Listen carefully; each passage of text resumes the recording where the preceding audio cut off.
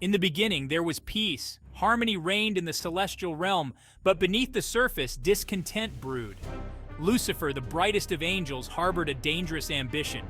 I yearned for power, I craved worship, my pride swelled beyond measure. And so, the seeds of rebellion were sown. The day came when Lucifer could no longer contain his desires. He rallied a third of the heavenly host to his cause. Their hearts were filled with rebellion, their minds poisoned with lies. We believed we could overthrow the Almighty. We thought we could seize the throne of heaven. How foolish we were. God saw their treachery. He knew their hearts. His sorrow was great, but his resolve was greater. I will not allow this rebellion to stand. The Almighty gathered his loyal angels. He prepared them for battle. The stage was set for the greatest conflict in all of creation. Thunder rolled across the celestial plains. Lightning crackled in the air. The very foundations of heaven trembled. Angels on both sides readied themselves for war. Weapons of divine light materialized in their hands. Armor of righteousness covered their forms. The battle lines were drawn, and so began the war that would shape the fate of the cosmos. On one side stood the forces of good, led by God himself. His army was a sight to behold. Countless angels, each radiating with divine light. Their wings spread wide, gleaming like polished silver. Their faces set with determination. They were the embodiment of loyalty and righteousness, each one ready to defend their creator and their home.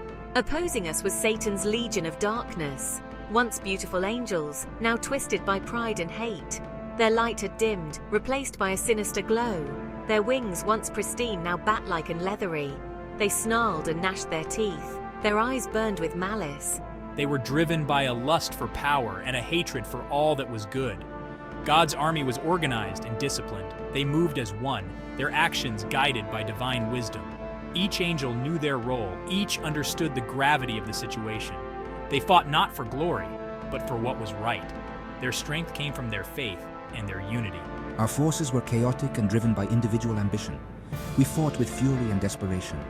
Each one of us sought to prove ourselves worthy of Satan's favor. Our strength came from our rage and our desire for dominion.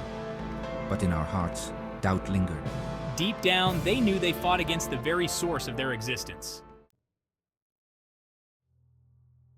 The battle erupted with cosmic force. The sky itself seemed to tear apart. Lightning bolts of divine wrath struck Satan's forces. Thunder shook the very foundations of creation. The clash of celestial weapons echoed across eternity. It was a spectacle beyond mortal comprehension. We swooped and dove through the air. Our weapons left trails of light and darkness. Where we met, explosions of energy rippled outward. The fabric of reality strained under the power unleashed. Stars trembled in their courses. Galaxies shuddered at the force of the conflict. God's angels fought with righteous fury. Their swords of truth cut through lies and deception. Their shields of faith deflected the attacks of the enemy. They moved with grace and purpose. Each strike was precise, each defense impenetrable. They were the living embodiment of divine will. We fought with desperate ferocity.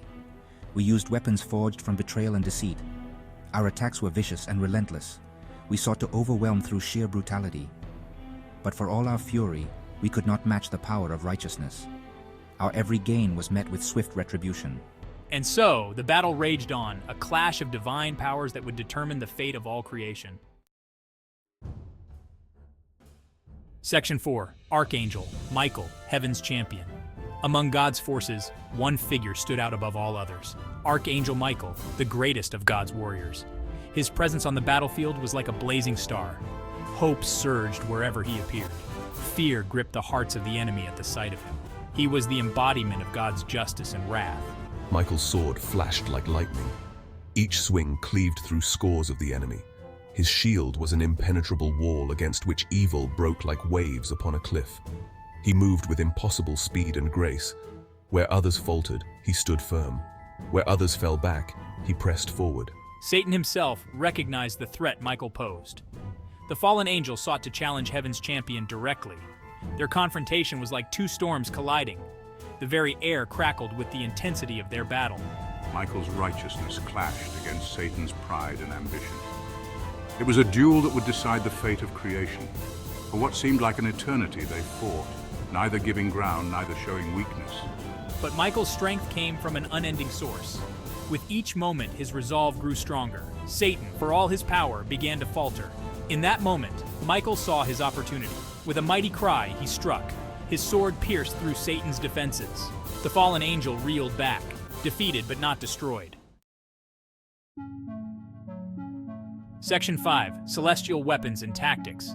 The weapons of this celestial war defied mortal understanding. Swords forged from starlight and truth, shields woven from faith and loyalty, armor crafted from righteousness itself. Each item was an extension of its wielder's very being.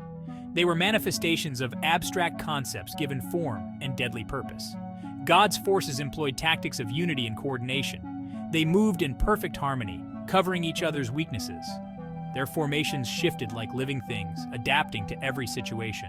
They used the power of creation itself, bending light and manipulating the very fabric of heaven to their advantage. Every action was guided by divine strategy. Satan's legions relied on chaos and deception. They used weapons of shadow and flame. Their tactics were unpredictable and savage. They sought to confuse and divide their opponents. Illusions and trickery were their favorite tools. They turned brother against brother, sowing discord among God's ranks. But their lack of true unity was their greatest weakness. As the battle raged, new weapons and tactics emerged. Angels learned to channel divine energy in ways never before seen. They created barriers of pure light, launched arrows of holy fire. The fallen ones twisted their own essence into grotesque forms, becoming living weapons. The ingenuity of both sides was matched only by the destruction they wrought. Section 6. The Almighty's Decisive Action. Throughout the battle, God had watched. He saw every blow struck, every life lost. His heart ached for his wayward children. But he knew this rebellion must be stopped. The time had come for him to act. His voice rang out across the battlefield. It was a sound of infinite power and authority. Enough! The single word shook creation to its core. All combat ceased in an instant. Every eye turned to the source of that mighty voice. God rose from his throne. His presence filled all of heaven. Light brighter than 1,000,000 suns emanated from him. Even his loyal angels had to shield their eyes. With a gesture, God separated the two armies. His loyal children to one side, the rebels to the other. He looked upon Satan and his followers. His gaze was filled with sorrow and disappointment. But there was also justice. They had made their choice. Now they would face the consequences. You who have rebelled against me, who have sought to usurp my throne, hear now your sentence. You shall be cast out of heaven. Never again will you know the joy of my presence. The pit shall be your home, darkness your companion. Go now into exile for eternity.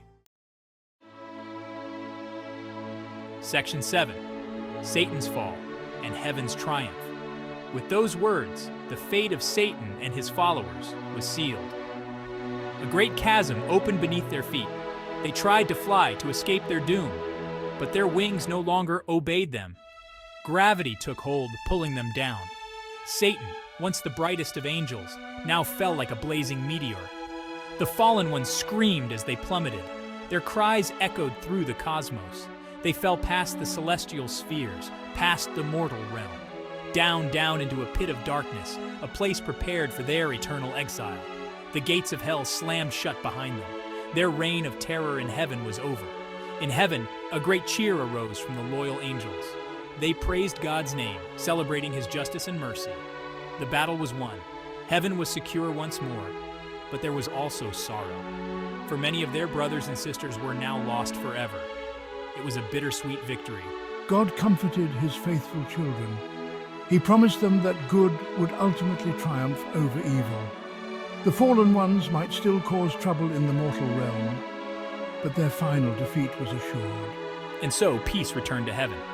But the echoes of that great battle would resound through eternity, a reminder of the cost of pride and the power of faith.